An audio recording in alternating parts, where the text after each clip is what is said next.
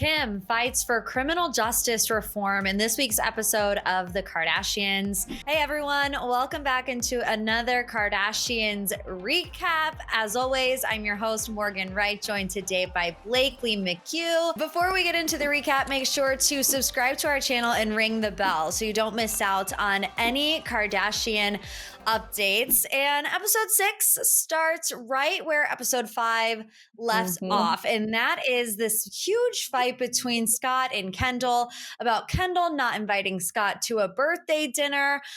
Look, I'm just going to be completely honest with you, Blakely. I am so tired of this storyline with Scott that I didn't even fully watch the first 10 minutes because I was so over it. I mean, are you with me on this or do you care about this fight at all? You know, I actually kind of feel sad for Scott. I think the Kendall and Scott situation was a little bit annoying because I felt like they were both I was seeing both sides, but Kendall's like, I said sorry, but she didn't say sorry. But then also Scott's kind of being really almost aggressive when Kendall is kind of the one person who's actually been standing up for him, literally at their engagement. She's bringing him up what about Scott? So I would totally be irritated if I were in her position because she has been standing up for him even in odd situations, at an engagement. And then here he is yelling at her. But I've just, I come from a family that's also very inclusive. My stepdad and my dad have always been friends. My dad was always included. And so I feel I feel sad for Scott because it's not that he's not being included, but it's obviously an awkward and different dynamic that nobody is quite understanding how to navigate. And it really needs Kourtney needs to get out of herself, I think, a little bit and make it easy for everybody else. Do you think that Travis cares about Scott? Or do you think that maybe behind the scenes he's like, Kourtney, I don't really want him around? Because I agree, it feels like Kourtney doesn't do a lot to help the situation. We'll put it that way. I can't imagine that Travis would think that because Travis has been around their family for so long. He knows how their family works, right? Tristan's still in the picture. Lamar, not really, but for a long time, they really still took care of Lamar after Chloe and him, split up. So I feel like he understands, this is kind of the family dynamic. Once you're in, and we accept and love everybody. And Travis seems just much more kind of go with the flow. I just feel like if it made Kourtney happy because it made the family happy, then he'd be like, whatever, babe, whatever you want. And then a little makeout session. Yeah. And I think this storyline kind of annoys me at the front of this episode too, because it's such a stark contrast to the majority of the rest of the content in this episode. It's very jarring to go from something what seems as honestly stupid as Scott not being invited to a birthday party to Kim's work with criminal justice reform. So I just feel like I kind of got whiplash, but I really, really enjoyed seeing this side of Kim. We see her working to commute the sentences of 2 death row inmates, Bernard and Julius Jone. Brandon, unfortunately, was, executed on December 10th of 2020. There's a phone call shared between Kim and Brandon during the last few days of his life. Really just heart-wrenching things to watch. Really, really sad. And the same with Julius Jone. It was just as sad, although, his sentence was successfully commuted to a life sentence without parole. We do see Kim really pouring her heart and soul into this. Were you surprised at the lengths that she went to advocate for these two? Yeah, I mean, I wasn't surprised only because I remember, I believe it was in 2020 with Centoya Brown, I think is her name, was one of the women who Kim worked really, really hard to get freed from incarceration. And we saw, I believe, a lot of her work for that and how she met with the family and she was on the phone with her all the time and she was crying and she was getting advocates involved and talking to President Trump to get her released. And so we've seen this side of her before working really hard. So less surprising for me, but more just kind of inspiring and impressive. I thought it was really beautiful how much she cared and how, you just seeing the inner workings of of how this works, how you contact people, and the fact that, her contact then led to James Corden going on his show and speaking about it, and all of these, like, John Legend writing a video about it. It was really eye opening, and I thought it was really, really cool and impressive to see the behind the scenes of actually how she goes about making something known and getting publicity about it. Yeah, I agree. I mean, the whole whiteboard with, Yeah. 50 plus names on it, reaching out to everyone, making phone call after phone call to get the word out. I also thought it was really, really awesome. Now, I do just have to say, it all seems maybe a little bit jarring too, because we've been learning in the press this week, Mhm. especially that, the last episode, they said that Kendall was in Miami with Haley Bieber when in fact she was at Astroworld with Kylie.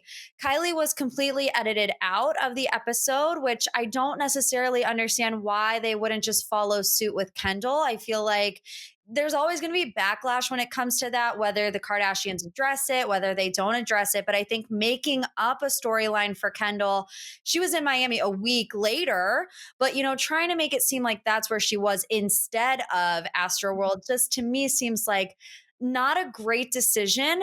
And I can't help but wonder, we see this side of Kim in this episode. We've asked the question a lot, but do you think that it's kind of, I don't even know the word. How we see her Yeah. really go all out for these people, and then we had the very opposite Mhm. reaction from Astroworld, pretty much silence from the Yeah. Kardashians. What do you make of it all? I know it's a very touchy subject. Sure. I don't think that they ever should have just created a storyline. I think that I'm sure people would have still said, like, they're not addressing it, right? And they would have put two and two together with Chris's birthday and the timing of all of that.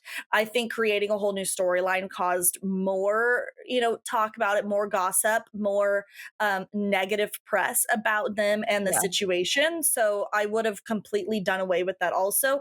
I do find, it's in a very touchy subject because they're still under lawsuits. There's still so much going on with what happened with Astroworld. So it's, how do you address it? When it's still ongoing, and meanwhile, I don't really feel like we see Travis Scott very often on the Kardashians. Maybe we've gotten glimpses of him, but I couldn't tell you off the top of my mind. And so it's kind of his story to tell, and I feel like oftentimes they kind of shy away from those conversations when it's not directly about them. I mean, take Kanye, for example. Like, even the outlandish things that Kanye has said, they'll make a mention of it in the Kardashians, but they don't dive into it, head first. Yeah, that's true. And I know there are a million different opinions about this subject in Yeah. particular. They're going to get criticized for whatever they do. Mhm. But I agree with you, Blakely. They should not have just made up a storyline and think people wouldn't notice, because they definitely did. Yes, they You do. mentioned Kanye. I want to move on to the moment we Yes. saw from Kanye on the show. He shows up to the house to take his kids to school in a fire truck. It was a very heartwarming scene. I'm just surprised that we're seeing him as much as we are, because he's been very vocal online about how, the divorce, Hulu just wants a storyline, and Pete, Hulu just wants a Mhm. storyline. So, are you surprised that he's being featured as much as he is? Yes. Simple answer, yes. But I think that he wants to create a narrative for himself. I think that when the show wasn't airing, he's gotten a bad narrative with the things that he said in the press, with how he's talked about his, divorce from Kim, his abortion comments. He's made a lot of things in reference to him and Kim's split that really don't bode well for him. So I imagine that, the few times that we've seen him featured on the Kardashians have all been in a positive light. So I think that this is him trying to spin himself to a degree to make him look good, or maybe not make him look good, but to show, the fans, and to show people, hey, I am a good guy, I have these good character traits, maybe you just don't see them, so this is him wanting to feature them. And I have to spin off of that just for like 1 second and go down a little bit of a tangent, because Kanye in the last episode told Kim that her career was over because of that outfit that she chose to wear, right? And then we have Kanye rolling up in these boots that I can only describe to be like rain boots, but you're trying to be in the forest to go hunting with this leather jacket, and all of that together just to pick up your kids to take them to school in a fire truck. Like, if anybody's career should be over for a fashion choice, it is his. It was terrible. Am I am I alone? Honestly, I can't really remember the boots. I was not really paying that Morgan. close attention to them. I know, I'm sorry. You know what I was paying more attention to? I think What? Chicago is the most adorable Cutest. little thing that I have ever seen. And of course, I'm not going to say like she's the cutest out of all of them, but she's the cutest out of all No, of them. she's Okay, there I adorable. said it. Yeah. I think she's just a little baby angel. And I think, you can say a lot of different things about Kanye, but I think in Mhm. this scene, you can tell he lives for his kids. He Yes. loves those kids and he would do anything for them.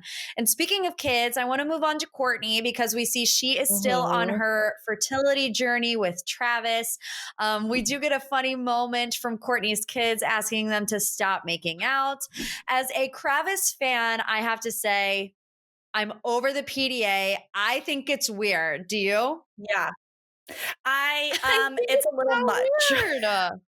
Yeah, it's a little much. I mean, you're two grown adults. It's one thing to be Mhm. doing it like in the privacy of your own home. And it was cute for the first, few months because it's like this is the first time Kourtney has been in love to this degree. Travis is sort of saying the same.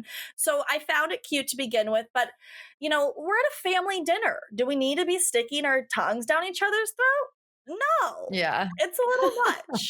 Yeah, and I'm just hoping that it wears off eventually, but for some reason I just don't think that it's ever going to. But No, you know it's what? not. At least she's happy and in love. We Yeah. wrap up the episode with Kim finding out that she passed the baby bar. She was at Red Lobster after one of North's basketball games, and she went out to the car to check her results. Are we surprised that Kim Kardashian goes to Red Lobster? Yes. Yeah. Absolutely. Like, imagine walking into Red Lobster and seeing Kim Kardashian there. I mean, honestly, I don't think I'm ever walking into a Red Lobster and expecting to see any celebrity there, let alone Kim Kardashian. So, just to break it down, because I know some people may be confused, this doesn't mean that Kim Kardashian is a lawyer right now. It's the baby bar, right? Which Kim isn't actually actively going to law school in the sense that she's not on campus, she's not showing up in a classroom, she's essentially doing it all online. So, the baby bar, you know, to dumb it down for like baby bar for dummies, it pretty much is year one of law school. So you have three chances to take it. If you pass it, then you move on to the next year of, information. Then you have to take another test. So she still has a long way to go. But I mean, there is a lesson to be learned here. She did have to take the baby bar 3 different times. If she Yeah. would have failed it this time, she would not be a lawyer. What do you think is the significance of Kim experiencing that moment with her daughter, North, in the back seat of the car after, North has seen her mom spend hours studying and then failing and then picking herself back up and trying again and eventually passing? I mean, I think it's so inspirational, honestly, on many levels, not just for her own child, but for just people in general to show that you literally, not that she's old, but you can never be too old to do what you want in life. You never have to, like, and you can be so many things. You can be a fashion, beauty, celebrity, icon, sexy, all of those things, and also be a lawyer. Not that she's there yet, but you can do both. You don't have to just pick or choose one, which I think is like a really incredible lesson here. And I think for North to see all of it and her children to see all of this just goes to show them as well the same lesson. You can do truly anything that you want in life. Just because you fail one time doesn't mean it's the end all be all. Just because you fail 2 times doesn't mean it's the end all be all. But if if you want it to work, you also have to put in the work. So I think that there are, a tremendous amount of lessons to be had from Kim. Even, me as an adult watching it, I thought it was really just awe inspiring, because it's like you don't have to be put in a lane. You don't have to be put in a bubble. You can make whatever you want to make of your life at any age. Absolutely. I think those are all lessons that we can leave today with. You guys, Mhm. please make sure to let us know all of your thoughts on episode 6 in the comments. I mean, this episode was honestly one of my favorites. I loved seeing this side of Kim. I think she's doing tremendous things and she's not giving up, which is what we should do too. You can come say hi to Blakely and I on our social media pages. Our handle is on the screen right now. And don't forget, before you leave, subscribe to our channel and ring the bell so you don't miss out on our weekly Kardashian updates. And we will see you guys right back here next time. Bye.